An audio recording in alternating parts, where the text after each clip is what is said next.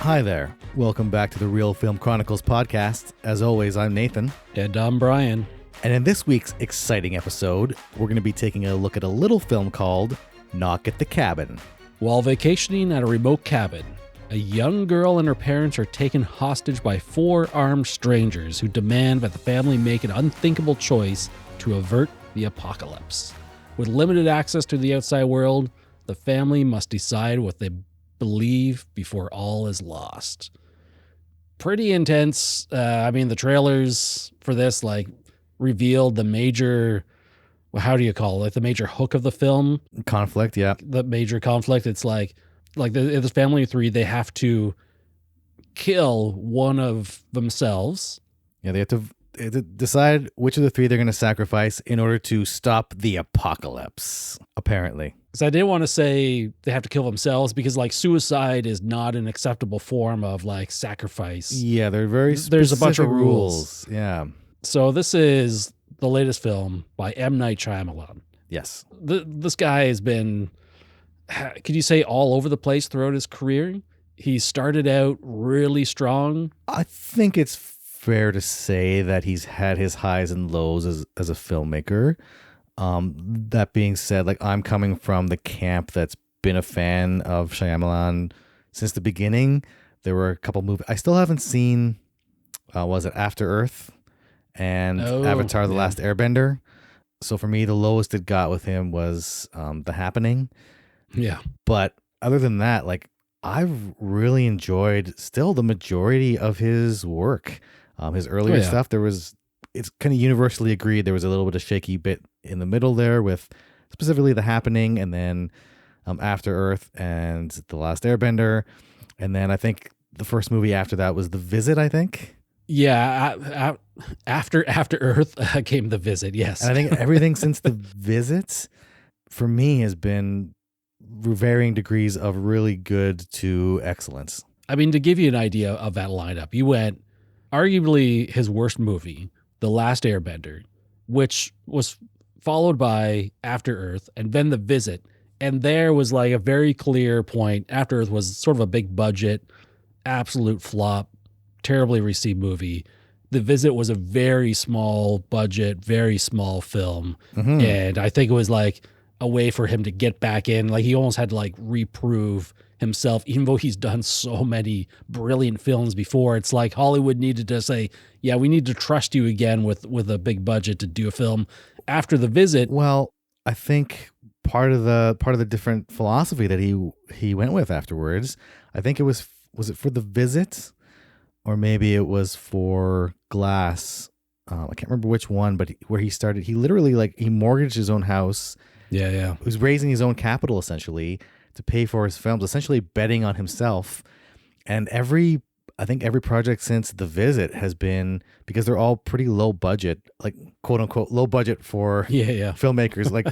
We're talking about millions or tens of millions of dollars, but they've been hugely profitable because they've been smaller budget movies that have turned moderate box office, what would be considered moderate box office, but because the budget was so low initially, the profit margins or the margins on these have been so massive. M. Night Shyamalan has, despite the kind of beating he took in both the box office and also in popular dialogue, where people turned against him pretty quick and pretty hard, and even tried to downplay his earlier success as as a flop or something, which is I hate when people do that. But he's been betting on himself recently, and he's been winning like gangbusters. I think he's partnered with Blumhouse, right? I think Blumhouse has been distributing his movies. Honestly, I'm really, really happy for him that he kind of found his way through a little bit of a rough patch. For me, anyway, personally, he's putting out hit after hit after hit in recent years. Even if you don't like his movies, there's something about, I think there's general consensus in the dialogue that even if you don't like his movies, you can tell this is a filmmaker who is in tune with the medium, right? He's a visual storyteller, and it comes through with the cinematography and the way he shoots movies. It's very much, I would liken it almost to Spielberg or George Lucas. I'm not saying that necessarily he's on par with George Lucas and Steven Spielberg, but just in terms of composing a shot specifically to tell a story through visual storytelling. And that's one of the great things about a lot of his movies, but really like looking at it now, like Knock at the Cabin compared to other movies being released now. And you can tell visually there's something very, very different and something very, very unique about M. Night Shyamalan's film and the way he structures and composes a shot. And I find the older I'm getting and the more I see of his, the more and more I appreciate his abilities both in front of and behind the camera. His talent for directing, like you said, like his use of the medium is really, it's really up there. And just to like reiterate that point you said earlier, where like people were trying to downplay some of his earlier work, like it was a fluke or something, like he just got lucky with a few movies. The anti-hipsters. I hated M. Night Shyamalan before it was cool. Yeah, exactly. It's just like, when did it become cool to like hate somebody and hate all these movies that are universally quite loved? I would think like The Sixth Sense was a huge movie. I mean, we're still 20 plus years later, still permeating our pop culture. We're still referencing it. I think you can still see its effects in some of the storytelling too, where people have been trying to recapture. I think what Shyamalan became known for was like that twist, that narrative twist at the end. And Sixth Sense has one of the best, narrative twists in cinematic history. It was pretty amazing watching that for the first time. Watching it again and again, it's still amazing on rewatch. But there was something special about watching The Sixth Sense for that first time. It was one of those moments in your movie watching journey that you don't forget. Yeah, without a doubt. And it's like twists at the end of movies are not a new thing, but like the way he mastered that one, like the way The Sixth Sense was composed and how it really did reward multiple rewatches afterwards. It was just beautifully constructed movie. It was just fantastic. I think that's the way you put it, right? Where like his movies, especially his early ones, were all about, I think, the twist, but they reward rewatching. I think that's the important way to put it, right? Where you watch it the first time, your mind is blown by the twist, but then you go back and you see the seeds that are planted and how it's constructed. Amazing, amazing stuff. Sorry, go ahead. And what I wanted to say was, it was almost like he started off too strong with The Sixth Sense, where, like you said before, it became his thing. The twist became an M. Night device, and even every subsequent movie, signature, good, would disappoint everybody because they either don't have a good enough twist for people, and everyone starts deriding his movies of just like, oh, the twist wasn't good enough. You're like, what about the journey there? Like, I've always been more of a journey guy. Like, it's just like Unbreakable. I'm not even sure I would consider it a twist at the end of the film, like to show his weakness, right? It's a reveal that it's a reveal, yeah. Like Mr. Glass was the villain of the whole thing, which I don't feel bad mentioning that because it's not really like the rest of the movie doesn't hinge on that. So for me, that's not a twist though, right? It's a reveal, which I think is a little bit different. I know it sounds like I'm splitting hairs of being semantic here, maybe a little bit. Well, it's almost important to split those hairs because I think a lot of people expect it to be a twist and to be significant. So even a reveal becomes disappointing because it's not a huge twist. And the same thing happened in Signs and The Village. Which, for the record, I love those two movies as well. I know people love to hate on The Village as well, but I love the heck out of that movie. And then after The Village, he does basically the string of stinkers. And I'm not sure if Lady in the Water is a stinker or not. It's been so long since I've seen it. Lady in the Water, you know what? I enjoyed it. It wasn't, I don't think, his best work. But I completely understand why people might not look kindly on it. For me, I'm a different kind of fan. Like, I know for me, like watching the dialogue around M. Night Shyamalan over the past, was it 20 years now? 20 plus years. It just really made me realize like how fickle some fans are, where a filmmaker will make a movie they don't like and they'll disregard all their other movies. Where like for me, if you make a movie, even one movie that I really loved, man, you have to beat me off with a stick to get me off of your fan bandwagon.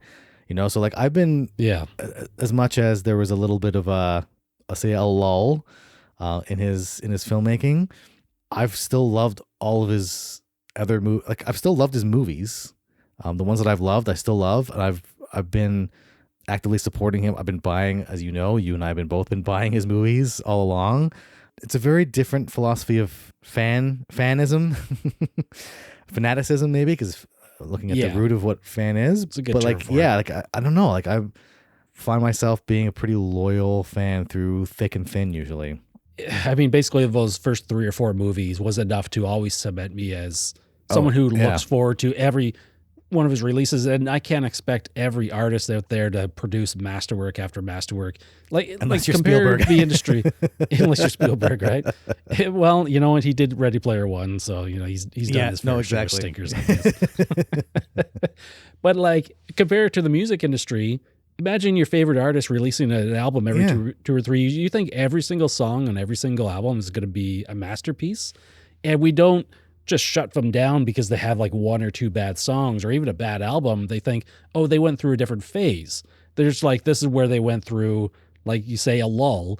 And then they release, you know, maybe an album later on that picks it up. But here, I don't see how people can look at something like Split and even Old more recently, or even The Visit after a lull and say this guy is still garbage. Like you can't go back and say those first movies are garbage.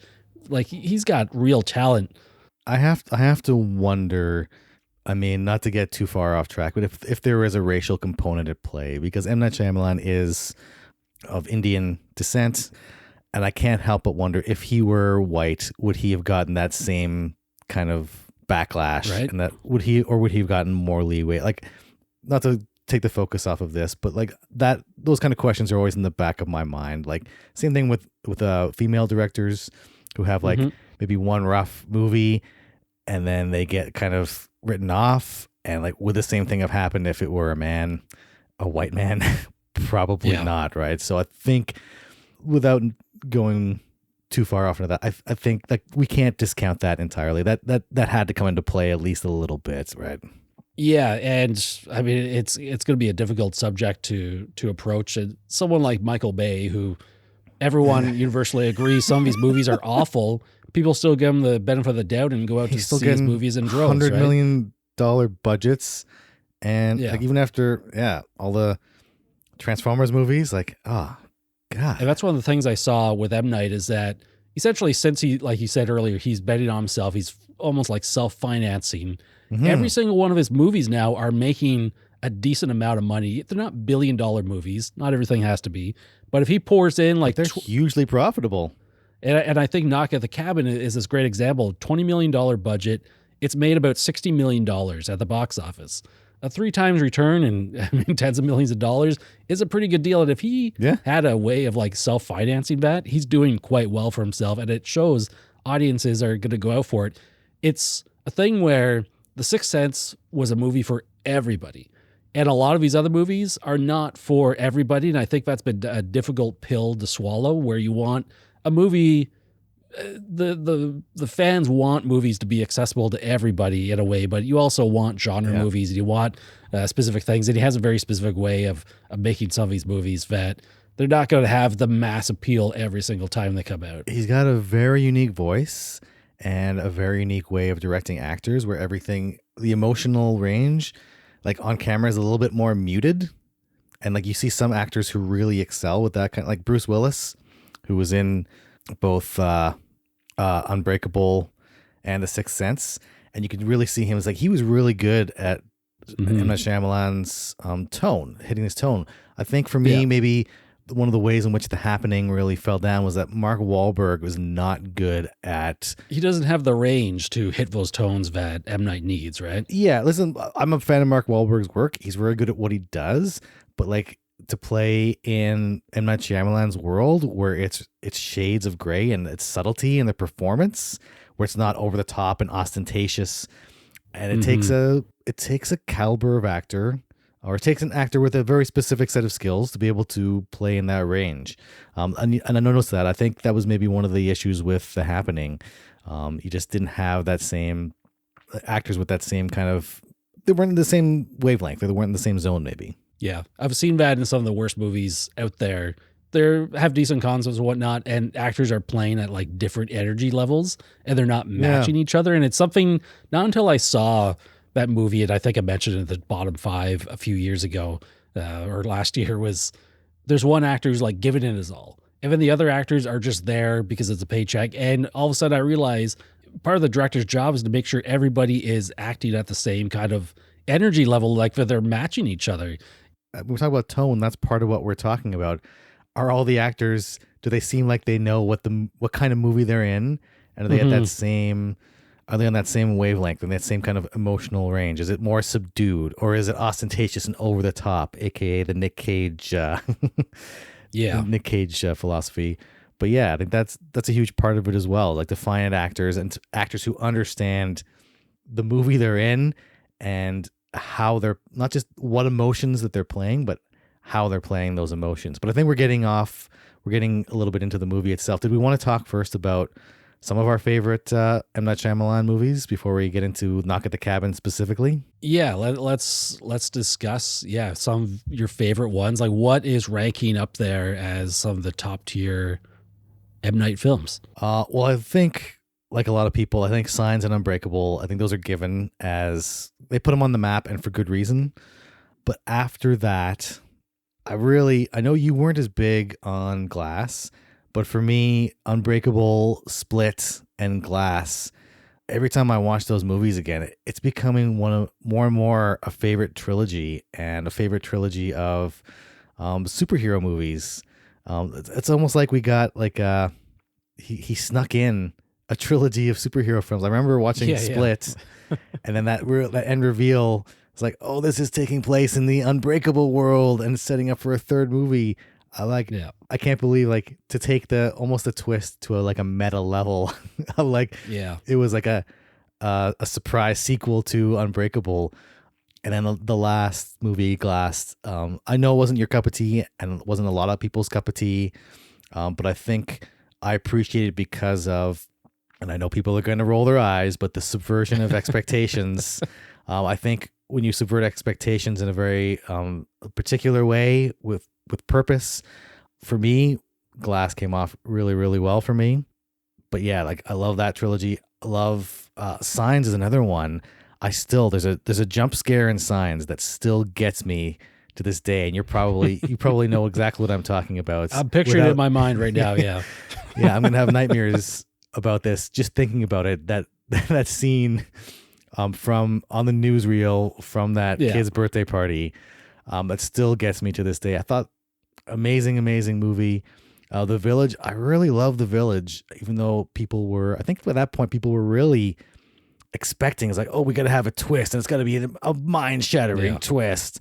And it was more of like a reveal at the end. It's like, okay, it just recontextualizes things. But like you said, I think the point of his movies, like a lot of movies, is like it's about the journey, right? It's about the interactions with these characters and their development and their arc through the movie. And it's less about even not Signs, but The Sixth Sense. Yeah, the twist was great, but to watch the characters and their arc kind of coming to terms with each of their own challenges, that was the journey. That was the movie. That was the meat of the movie. That twist at the end, sure, it was great.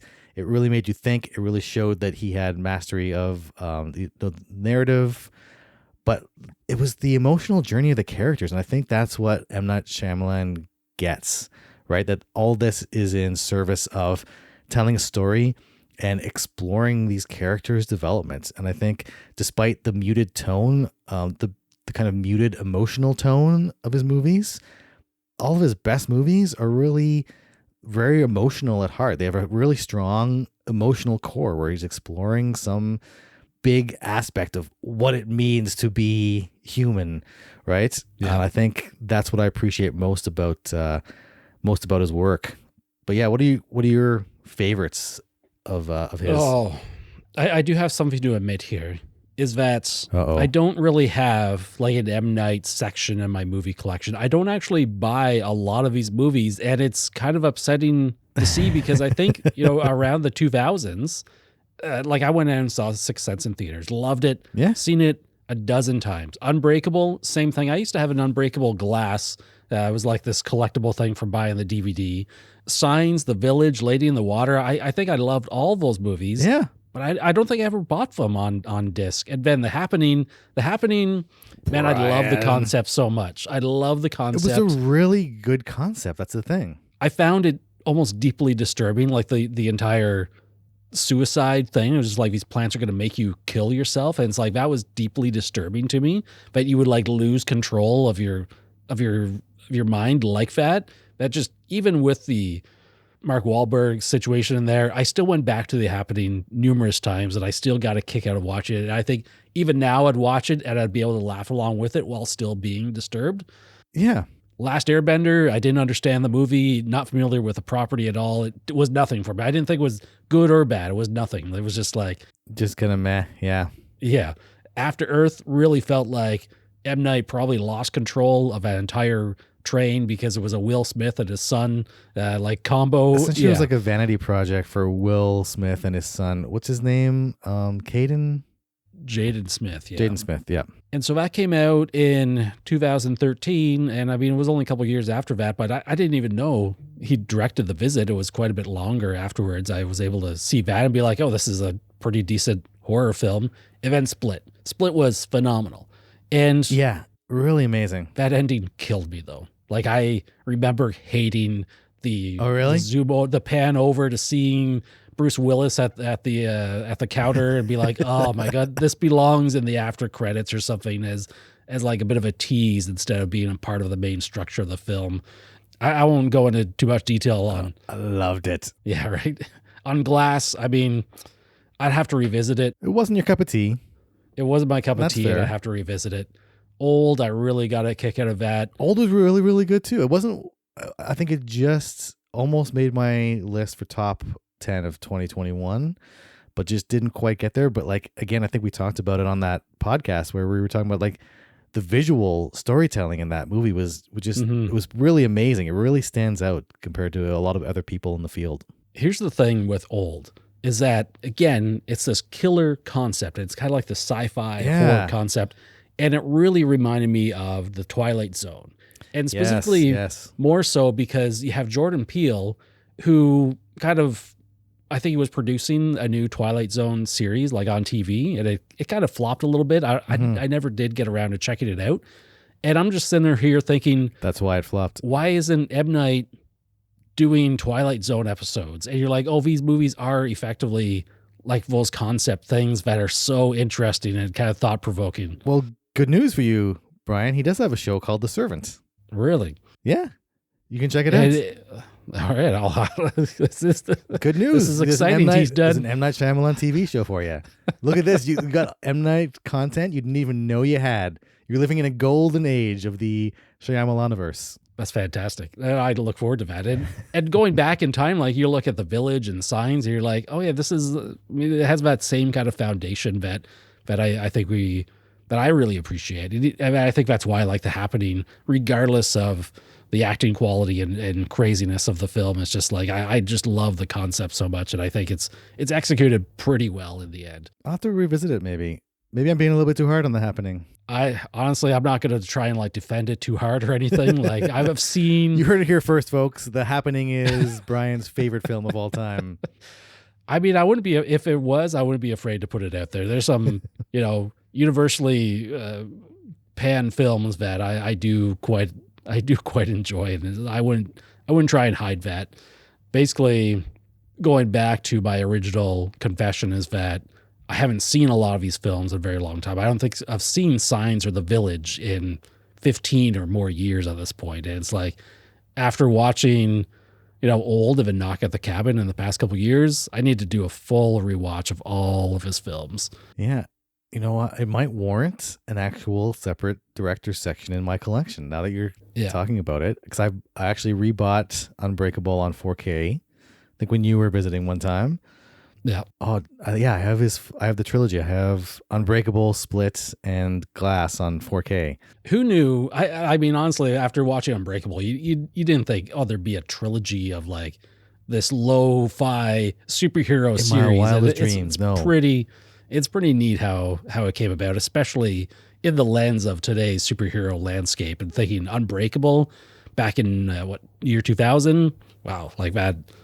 Yeah. That was good. No matter whether you like the movies or not, the Unbreakable, Splits, and Glass, like to have a top tier filmmaker, I'm going to say a top tier filmmaker like M. Night Shyamalan come out with a superhero trilogy in the midst of the MCU and the DCEU kind of, and to come out with a wholly original trilogy of superhero movies, not based on any pre-existing comic or anything like that. Love him or hate him, you got to admire. You got to admire the audacity of that endeavor, right? Without a doubt. What's the word I'm looking for? You got me, buddy. Now, we got to play a little game here. I'm hoping that you didn't look up the answers or anything, but I did go through his filmography and I wrote down the Letterboxd average rating of each one and put them in order. So I want to hear your thoughts on, or your predictions on the top 3 and bottom 3. Starting at the top, what are his top 3 most highly rated on Letterboxd movies? Most highly rated, I'm going to say, I think The Sixth Sense. That's number 1 at a 4.0 rating. 4.0. Then Unbreakable, I'm pretty sure is going to be next. Yep, that's number 2 with 3.7. And then 3 could go either way. 3 is a tough one. Let's say Split, because that was You're like right. his return to form. Yeah, you got it. That's a 3.5 average rating on Letterboxd. Wow, because I think Split was the one where, because I really like Visitors. Or the Visit? Visitor? The Visit. Yeah, The Visit. I liked it so much I don't even know its name. The Visit. But then I think Imposter. Split was the movie where M. Night Shyamalan really got back into the general public's consciousness, right? Where people were like, "Oh, he's back." And there were those of us like, he didn't really go anywhere. You just had to pay attention. You're not wrong. Now for the bottom 3, what's the bottom? I'm gonna say Avatar: The Last Airbender, because I know a lot of fans were really, really unhappy with the translation from the manga and the anime to the film. Now you're absolutely right. That is the bottom lowest rated Shyamalan movie. What is the rating, average rating on that? I'm gonna say 2. Generous. It is a 1.1. 1.1. Okay, I was gonna say I was debating between like 1.5 and 2, but All right, what else is in that bottom 3? bottom 3. I'm gonna go with my gut and say After Earth. You're right. That's the second lowest rating. You're nailing all of these so far. That has an average rating of 1.7. 1.7. Okay, and then the last one, bottom 3. I'm gonna take a shot and say Lady in the Water. Was it The Happening? Incorrect. It was The Happening. It was Okay. your first instinct. Yeah. I should have gone with my first instinct. Yeah. And The Happening has an average of 2.0. Okay. Consequently, he has 2 other movies which have not come up in these discussion. These are feature-length films, Wide Awake and Praying with Anger. Or was that before or after The Sixth Sense? Both came out before The Sixth Sense. Okay. One is 1992 and the other is 1998. Are they available to stream or buy anywhere? I'm positive that they're out there somewhere, but I do not know. I did not go through any further research with those. There's additional M. Night Shyamalan content that I haven't seen yet. Okay. I have a new mission now. All right, so we kind of got his filmography and our journey with his movies sort of out of the way. And now it's 2023, pretty much beginning of the year. We're hit with a new M. Night film. And I couldn't be happier to get a new M. Night film, especially coming out after Old and stuff. It's just like, this seems right in the world. Knock at the Cabin.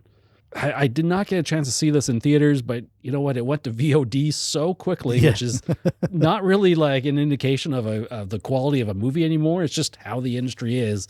So I was able to catch this at home this past weekend. I think you did the same. Yeah. And what are our first thoughts on Knock at the Cabin? What'd you think of this movie? The first words that were pleasantly surprised. But I don't want to say surprised because I was really looking forward to this movie, especially after Old, and seeing, a bit more of. I think the movie before that was Glass, which was part of his superhero trilogy. Yes. And Old was like here's another classic standalone Twilight Zone-y high concept M. Night Shyamalan movie. That was really, really good. Not great. It wasn't in my top 5, but I was like, this is a really, really good movie that I think a lot of audiences slept on. And I was really looking forward to Knock at the Cabin. And first impressions, I was not disappointed at all. I really, really enjoyed this movie. How about you, Brian? I kind of feel like maybe my expectations were a touch too high coming into this. Maybe it was a bit of the opposite, because it's like I kind of walked away feeling a little... Hating it? No, definitely not hating it. It was like, how highly do I rate this movie at the end of it? But it's like... Oh, I specifically didn't go on Letterboxd and rate this yet, so you couldn't see anything, Brian, because I know how you like to stalk me on Letterboxd ahead of these episodes. I try not to look, but I can't help myself sometimes. I want it to be a surprise this time. See, I know I'm clued in now. I know how you think. I was too busy compiling the list of all of M. Night's films and putting the ratings beside. I kind of forgot to even look at your... I feel like non-existent rating. A fake fan here now, not knowing about 2 previous M. Night Shyamalan full-length features. Like, I feel like... I know. After all I've been talking about how much a fan I am, and you proved me wrong. Brian, thanks a lot. You made me look like an idiot in front of all our listeners. Thanks, Brian. I really appreciate that. You got all this credibility for pointing out that there's this TV show with M. Night out there, and I had no idea. Right, so it balances out. It balances out in some way, but the audience can still decide where your credibility lays. But man, this movie, like the suspense in this movie, like got me throughout the entire runtime. Like I was fully invested in this. I was loving pretty much every second of it. And after the credits rolled, I was just kind of like, we had talked about rewatchability of a lot of M. Night's movies. And the first thing that came to my mind after watching this was, is Knock at the Cabin a rewatchable film? And I was thinking, I'm not sure that it is. I don't think I'm going to get the same kind of extra depth that I've gone out of every single one of his other movies. Even knowing that there's a reveal or a twist, knowing what that is, I'm not sure that's going to affect my future viewings of this movie. But yeah, I mean, I don't know. What are some of the like big takeaways of this? Like, was there a big theme that really spoke out to you? Was it some of the acting that went on? Where did the movie go right? Yeah. So first, I was really surprised at how engaged I was with the movie, because I think the trailer, I think it was a case of the trailer giving a little bit too much away in terms of like the overall premise. I would have liked if that... Yeah.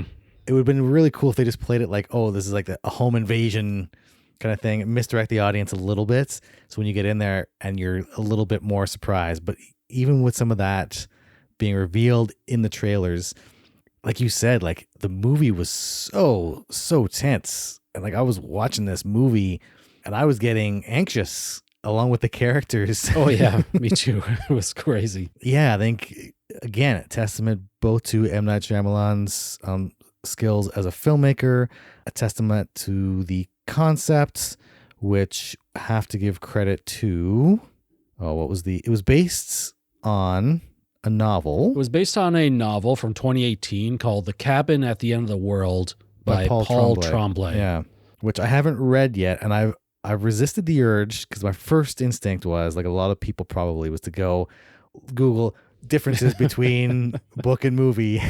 Well, I mean, that's what I did come across that as well. I didn't think about it right after watching it. I didn't do it yet.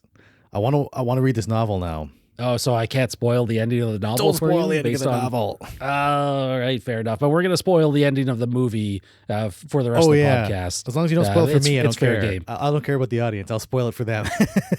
Yeah, we'll just mute your audio for a little bit while I talk about the end of the book.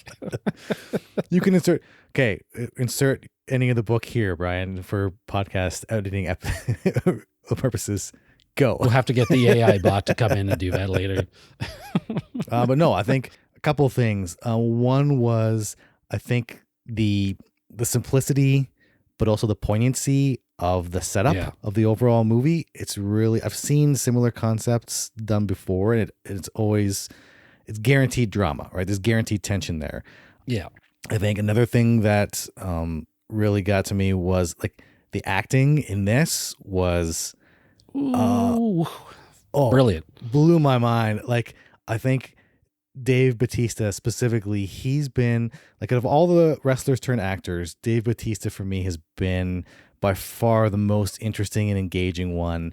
Every role he's had, I know a lot of people associate him with Drax from Guardians of the Galaxy and the MCU work, but every other role he's had, he specifically, I think he's gone on record saying he's intentionally trying to take on roles that will challenge him, where he has to, essentially work his acting muscles a bit more and get more in depth. And I think Knock at the Cabin, oh my God, Dave Bautista, like his performance, I was waiting for him to come back on screen. Whenever he wasn't on screen, I was like, get Dave Bautista back on here. Right. I want to see him do more stuff. Like there was just so many subtleties in his performance. Like, yeah, he is a capital A actor. I was blown away. Can I list off some of the movies he's done? Like, oh yeah, 100%. Right at the top, Dune. And he's going to have a more prominent role in the Dune Part 2, right? Glass Onion. Blade Runner 2049. Yes. He's Inspector, like the he James was a Bond henchman, movie. Yeah, I know. I mean, Army of the Dead. I mean, it's an action movie, but still, he was doing good stuff. And he does comedies. Yeah. Stuber? I don't know if you saw Stuber, but it was pretty decent. I've had a fair share of action movies. Like, it is interesting that there's a huge dialogue around him.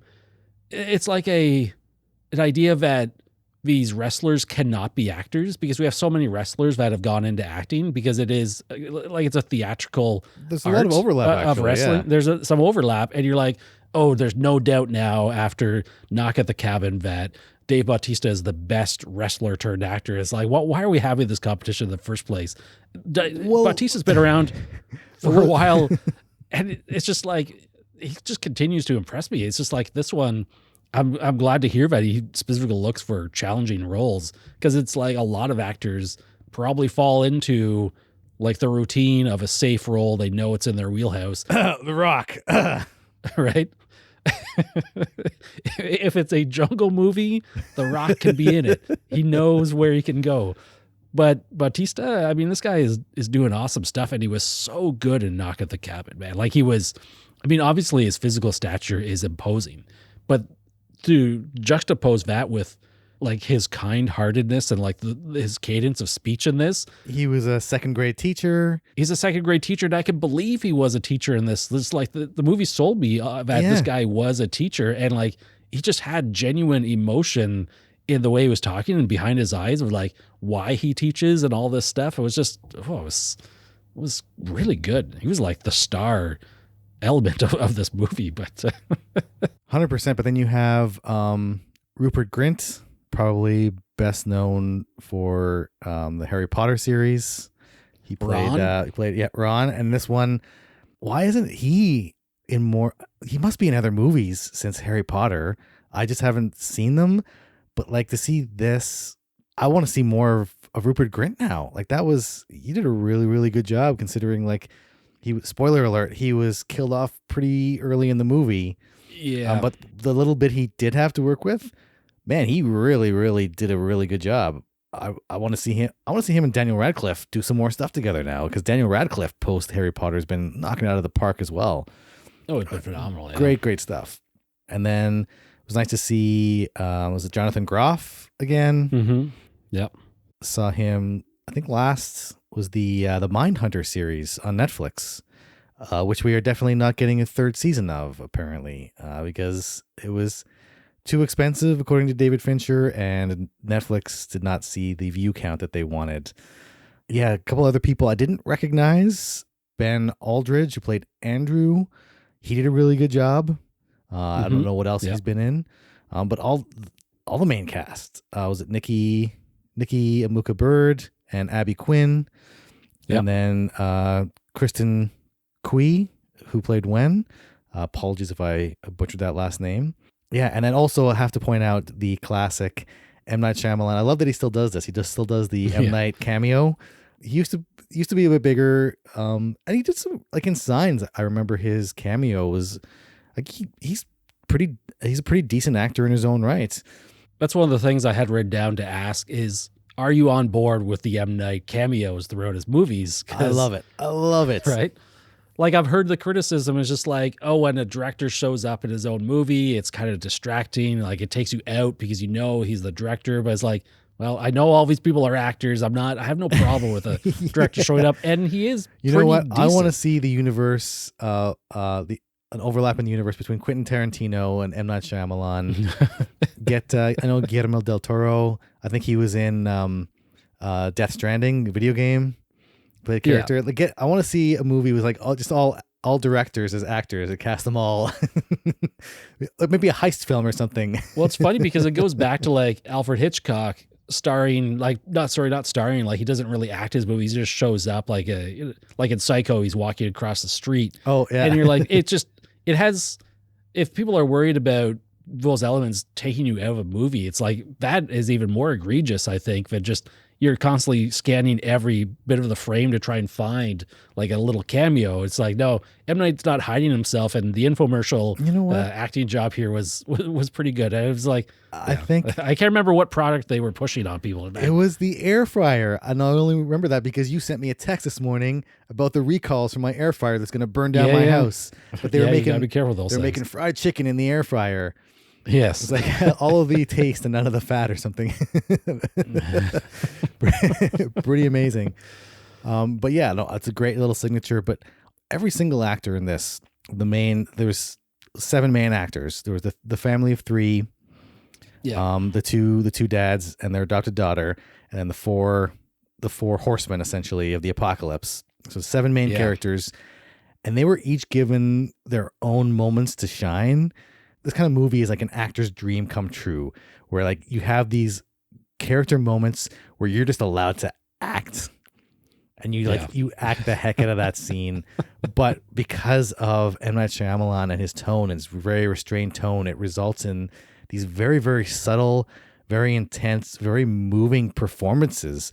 Like that one scene where Rupert Grint's character, who's known as Redman, it's revealed later on he is actually using an alias, but when he's preparing himself to be sacrificed to unleash that first plague, like the intensity on his face and in his eyes, and he's telling the family like, you better look at me, like what I'm going through here.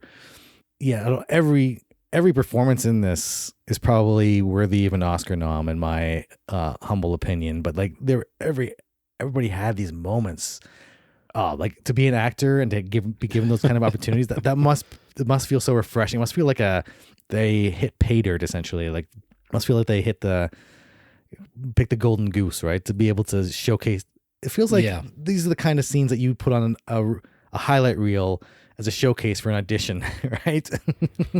Like perfect, beautiful acting, amazing interactions. Yeah, just acting was great. M. Night did a really good job capturing those performances too, because he used a lot of close-ups in this film, and especially near the beginning, that I think really helps with the tension and the feel of the film. Like you're in a cabin, and in some other movies you might be having you have 7 people in this room, and it's going to be a big room. You might have some wide shots of that, but no, we stick mostly to tight close-ups on their faces to really lend the viewer to say, yeah, this is actually a small area. This is a tense situation. There are 4 people armed with like handmade, absolutely gnarly, like bladed weapons and stuff. It was pretty cool. Brutal. Like it would be terrifying in the way they're shot moving around. It's like, they're dragging them on the ground. There's something like, it's almost like zombie-esque about the way they were moving sometimes, right? Like it reminded me almost of the, was it the inbred hillbilly family from Cabin in the Woods? Where it's like you just like drag the weapon on the ground. It's almost for dramatic purposes, right? It doesn't make sense in the real world, but like for dramatic effect, it's really, really good. The opposite side where I think Redman, he has to break a window to get in, and they spend time trying to fix it. Like their intentions are very confusing at the beginning. And I love that. You really don't know what's going on. It's an invasion, but it's like a very kind one where they're saying a lot of things like everyone's going to be fine. I hate doing that. I hated, we had to break that window. We're going to fix it. We're going to do this. We're going to make sure everyone's comfortable. I think that this movie really plays with ambiguity in terms of the intentions of the characters, in terms of the overall narrative. And that's part of what propels us forward, is even by the ending shot, you're still not really sure whether all the plagues and everything were coincidence or whether they really did stop the apocalypse. And I'm so glad that there was no ending twist scene where he revealed one way or the other. I think maybe it shows growth or maturity as a director where he didn't have to rely on his earlier kind of narrative fallback of some big reveal or some big plot twist, but the ambiguity of the whole thing really holds it together. I think what you were talking about too, mentioning the close-ups, the cinematography in this, or the shot composition, looking at the way he used close-ups, but also used negative space where the person was kind of off center in the frame, right? To show a sense of either isolation or disorientation or separation between the people. Or there were a couple shots that were just so unique when Andrew was fighting back against Redmond there, and the camera was like following along with his fists almost, and then it turned to a reverse shot, and it was like you get the kinetic energy, but you're not missing anything. There's one shot where Dave Bautista takes his gnarly looking weapon like you described, and he raises it up. It's like an axe kind of, and he brings it down, and the camera kind of follows it down, but turns as it's following. Like those kind of shots, and you realize like, wow, like there's so many places you can go and so many interesting choices you can make in terms of shot composition and camera placement and different use of lenses.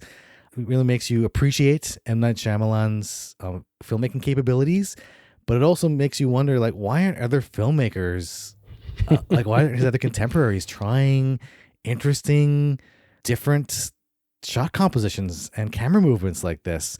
That really, like, nothing was too shaky or too cut up to follow. You could follow all the action really clearly.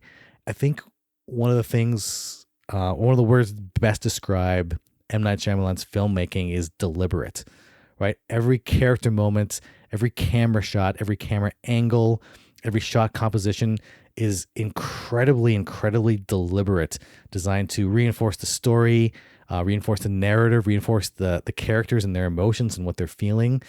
Yeah, and I think it really makes you appreciate it. Like, oh yeah, film is a visual medium, and there's a huge visual component to the storytelling that maybe some other filmmakers just aren't up to snuff the same way that M. Night Shyamalan is. Say whatever you want about whether you like or hate his movies, but his shot composition and his camera movements and his cinematography, like, it keeps me, just watching the movie keeps me engaged. Even if you had the sound off, I would just be fascinated just watching the scenes on the screen, right? Honestly, yeah, like it was very striking. Like I don't think if you didn't like the movie, you had all these criticisms on it, I don't think you could criticize the camera work. I don't think you can criticize those compositions. Like, the movie looked gorgeous. It's one of those things where I think maybe it benefits from that single location, right? Where 100%. They're inside the cabin, they're inside and outside the cabin. And I fully believe like that's probably just a real cabin they either built or had access to. And with that, such a small cast, like 7 people in here, shooting for a few weeks, you can try all sorts of different things. Right. You could spend a couple days capturing different angles, different takes, little slightly different scenarios, and then the editing pulls it all together. Yeah. Like, the editing is like the unsung hero of this movie to bring those beautiful shots together. It was really something else. One of those movies where you notice the editing in a good way, right? Sometimes you notice the editing is drawn to it in a bad way, but like it's like after the movie you realize like, oh yeah, I think without hyperbole, this is like a master class on visual filmmaking, right? The visual aspect of the storytelling. Just incredible. For me, just hugely refreshing with a lot of the movies I've seen recently. And just, I know we were talking before about some other movies and some trends in lighting. This was so well lit, so bright, which I know doesn't fit every movie, but like I could appreciate the lighting in this too. I could see everything that was going on clearly. Not a lot of fast cuts, shaky cams, everything. Like, it was just so, I think maybe the word to describe his kind of camera stuff, maybe it's formalist. I don't know, but I think it hasn't been a secret. I think he said this in interviews. I could be misquoting Mr. Shyamalan, but I think you can see some influence from Spielberg in terms of like the visual storytelling and that kind of thing. But yeah, I think acting for sure. For me, the story, I love the story. I don't know, the whole package just came together. The more I'm talking about it with you, the more I'm loving this film. So I got to get your take on the ending. Like, yeah, I think you mentioned about it was still kind of ambiguous. Did you instinctively like fall on one side or the other? Was it a coincidence, or were these psychotic prophets that saw the future and had legit visions, or was it all Yeah. coincidence? Well, first of all, I really appreciate that there was that ambiguity where these four people who came and said they had visions of the apocalypse, and we were told we had these visions to come out to this cabin. They knew there was going to be a family. They didn't know which family because they were surprised. I think Leonard, who was Dave Bautista's character, he was talking to Wen, who was the young child, and she mentioned she had two dads, and he was surprised. So like, oh, he didn't even know the family that they were coming out to give this ultimatum to or forced to sacrifice. But they talk about like, oh, families throughout history have been chosen to make this choice. But yeah, like you could tell that there was such a great tension between these four people who went out, and you could tell it's like, oh, they really honestly believed every single word they were saying about saving the world and preventing the apocalypse. And then also like this tension where like they didn't want to do this. They felt that they had been forced there, that they had no other choice. Although the idea of choice, they touch on this throughout the movie. Another great theme as well, where Andrew calls him on this at one point and says, you know, everybody has a choice. And then Leonard's like, okay, you're right. Then we choose to be here. And you see a little bit of back and forth, right, between like Leonard and some of the other ones, so like some of the other four horsemen there, horse people maybe, because two of them are women. But you see them falter a little bit sometimes when Andrew and Eric call them out on some of their claims, and so you could see some of them like, oh yeah, we had these visions that brought us together, but we also met on a message board online, and then like one of the people turns out he was somebody who assaulted Andrew some years before, so there was a connection. Yeah, I wanted to mention that part. The Rupert Grint's character Redman. Yeah, they're trying to say this guy is the guy who assaulted us before, and this is not a random place. Like, you guys actually did know you met on a message board, and Redman here is not who he says he is, and actually knows where we were and everything. And I think Leonard near the end there, because he pulls out the wallet, because he tells him, go check on the wallet. And you see Leonard be like, well, that might actually destroy the foundation of some of my belief here if he's not actually who he is. And then he finds out he's not who he is, but by then he's so far like committed. I mean, they've already murdered three of their own, yeah. three of them, so three of their own. He's just like, no, I'm going forward with this. But still, you saw that through his actions. And the ambiguity between is like, oh, the earthquake, which happened, there was one earthquake that happened 4 hours previous, and then another one that happened afterwards. Could have been coincidence. Yeah. There was a pandemic style flu going around, which Andrew says, like, I've been talking about this for weeks already. And then the planes going down and the lightning strikes, which like could have been acts of God, or could have been just coincidence, right? Is there some electromagnetic event from the sun, or is it a coordinated terrorist attack that just happened to coincide with natural disasters? Could have been. And like for me, like you asked about where I came down instinctively, kind of on the ending of the film.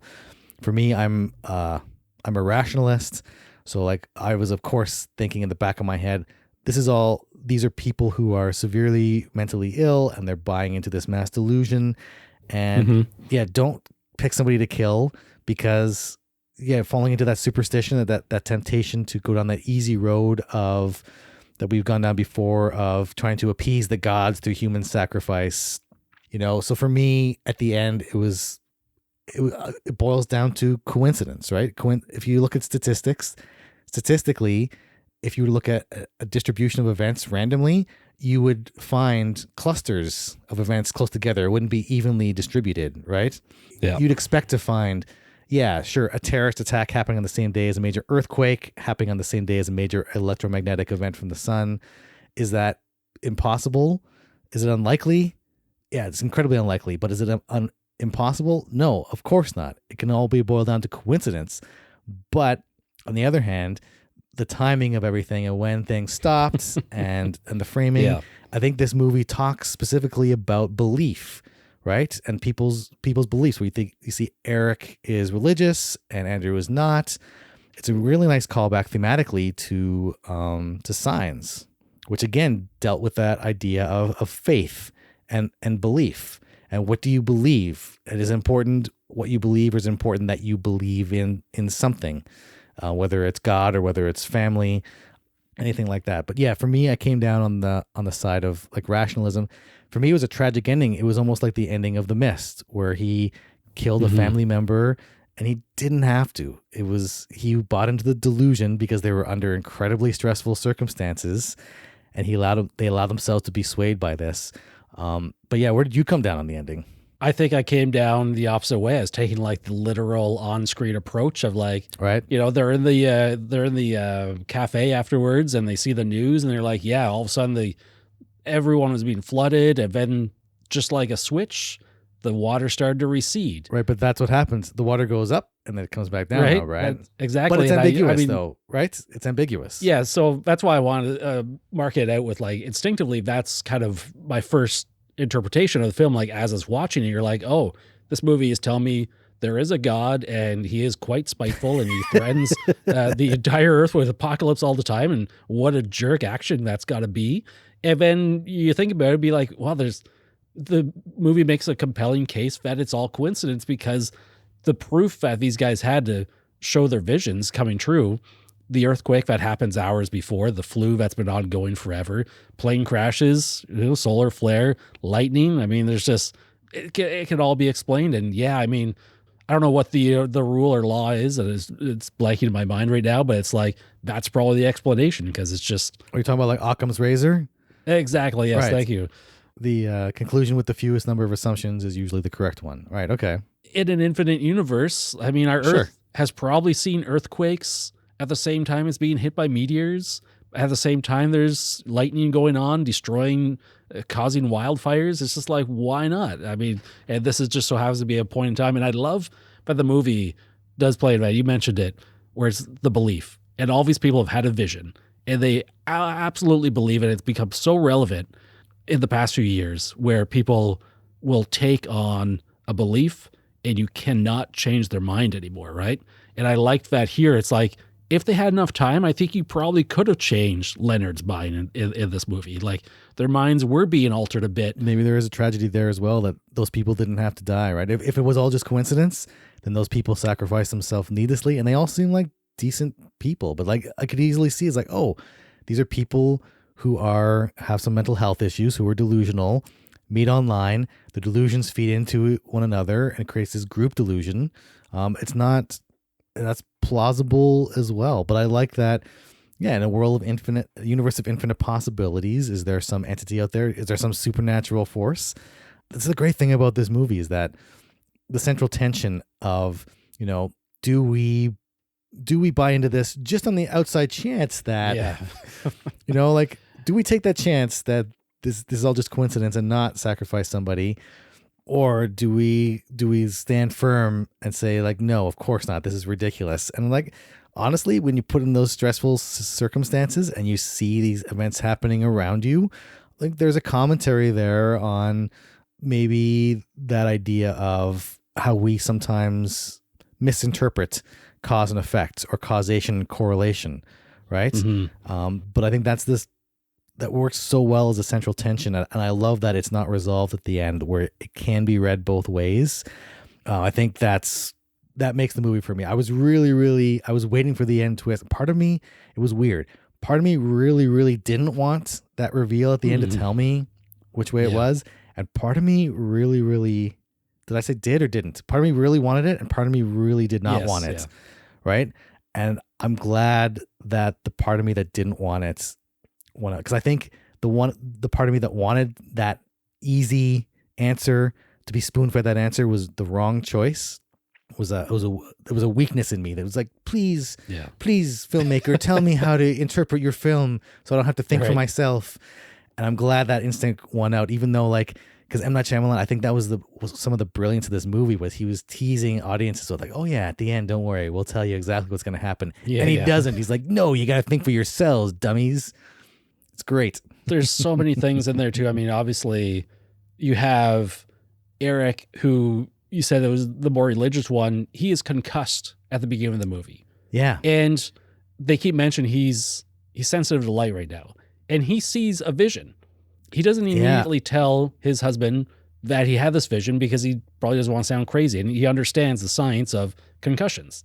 And basically he's using that later on to say, I actually saw a vision, of you and our daughter growing up, like in the future, like living your lives. And he's like, I don't want to take that away from you too, where if the apocalypse is true, then we're just going to be wandering the earth as lost souls forever. And it's just like, did he actually see somebody? He's pretty convinced he did, but he also understands that he's concussed. They're under huge amounts of stress as well. Yeah. Like Andrew points out. Amounts. But it's like, I don't know. What would you do, Brian? Would you risk killing off humanity to walk the earth with your family? Or would you pick someone to sacrifice? I don't know.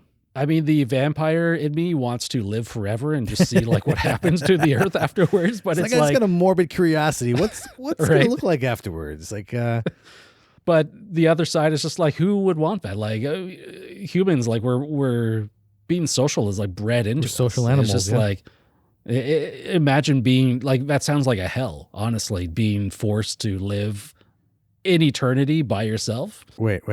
Do I still have a working PS5 and a power source? That might change the outcome of my I don't know. Can you run a power plant yourself? How hard can it be? Homer Simpson can do it. It's pretty gnarly. We've seen so many movies that like depict like a post-apocalypse. It like depends how it goes down. I mean, in some of them, people just disappear from the earth. They're just gone. And others, I mean, the whole world's burning down, like in Greenland. The half the earth is destroyed and people are going to live on, this destroyed planet, and life goes on. I think it was still kind of the imagery with the airplanes going down was kind of shook me a little bit. Rough. Yeah. Because there's always that fear, even though statistically, and people will tell you this time and again, statistically, it's much, much safer to travel by air than by car. In terms of, number of fatalities and accidents, but there's still something, maybe there's something in the primitive side of me that whenever you get on a plane, it's like, this seems like magic, right? We weren't meant to fly. So whenever you're in the air, it's like the gods are going to strike us down or something, right? For violating the natural law. Something kind of primitive in the back of my brain, maybe. But there's something, maybe, I don't know if it was like a post 9/11 kind of imagery, because we're pretty well removed from post 9/11 for sure. But maybe it's just the ongoing kind of like the terrorist attacks that we hear about, and there's something scary about.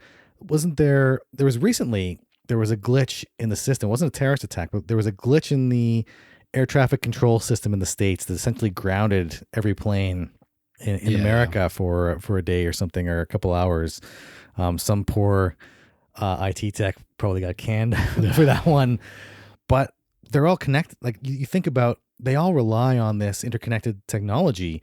What if a hacker did get in and, shut something down?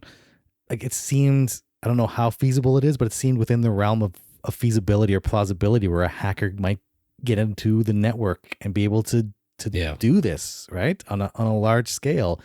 And that's kind of, the image of our technology failing on a massive scale like that. There's something very, very unsettling about that. And just like seeing planes fall from the sky.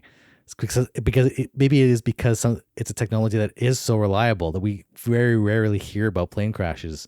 To see dozens of them happening that seem to be unconnected, something in your primitive brain is trying to make those connections, right? What a wild ride that movie was. Yeah. Clocking it at 100 minutes, it felt like quite an appropriate length of film as well. I've seen a few reviews that this is going back to our M. Night discussion of like, there's haters out there, right? And I can't take negative reviews that just of them very seriously without a bunch of context to the review. Yeah, I'm sure there are legitimate negative comments out there, but I think there is a lot of people still on the M. Night hate wagon. One of the comments I saw was that this was a very boring movie, and I was just like, that I couldn't picture a movie like less boring than this. Like, I was engaged the whole time. I was gonna say, this movie was the opposite of a boring movie. Like I was fully engaged. It was so suspenseful the entire time. That's the big takeaway from the movie. I was really anxious watching this thing. Yeah, it was just like, that's probably my big takeaway from the film. That, and both endings, or sorry, not both endings, both interpretations of that ending are just equally as depressing, because one, you have a confirmation that God is just bent on destroying humanity, and two, a lot of people are just going to die randomly all the time. And it's just like, we can't control it. Like, that's just how life is going to be. Yeah, there's something to the anxiety. Is like, oh, maybe if we had some control over natural disasters, even though we're losing a loved one, at least we have some kind of control, and there's some comfort in that viewpoint, as opposed to how the universe actually works, which is just like everything's random and chaos reigns, as certain other filmmaker might say. You're going to bring up the Lars Trier in a M. Night podcast episode? It's all connected. Let me tell you about the lizard people secretly controlling the world government, Brian. Surprised there were no talking foxes in this movie. What does the fox say? Should we get into our ratings of this film? Absolutely.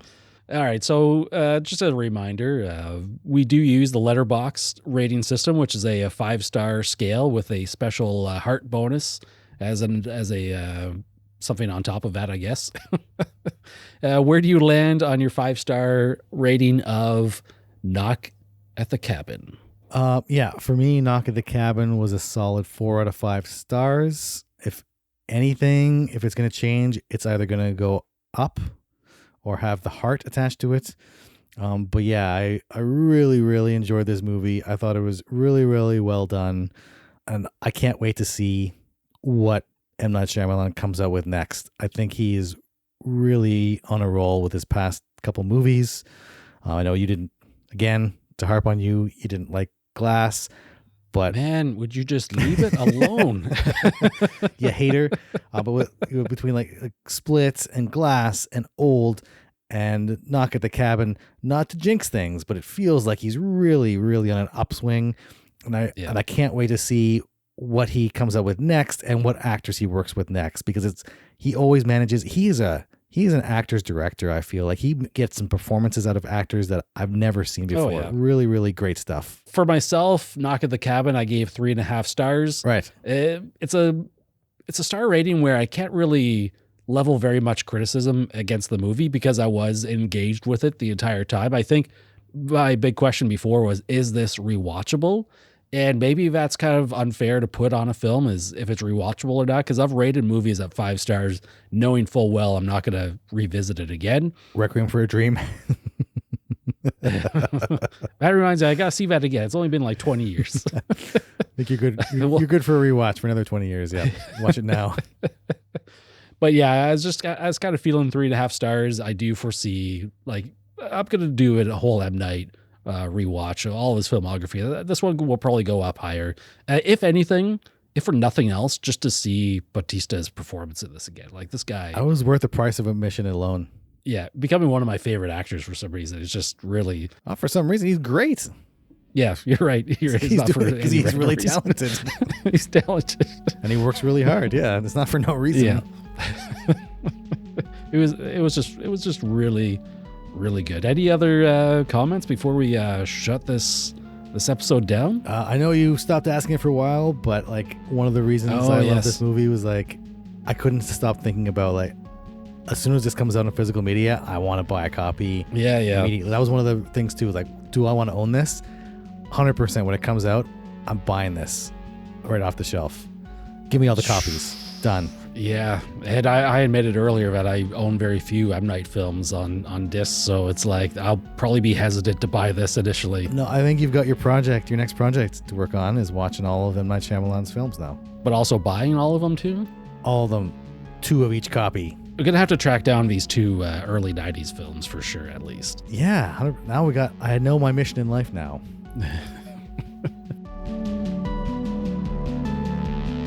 And that's a wrap on another episode.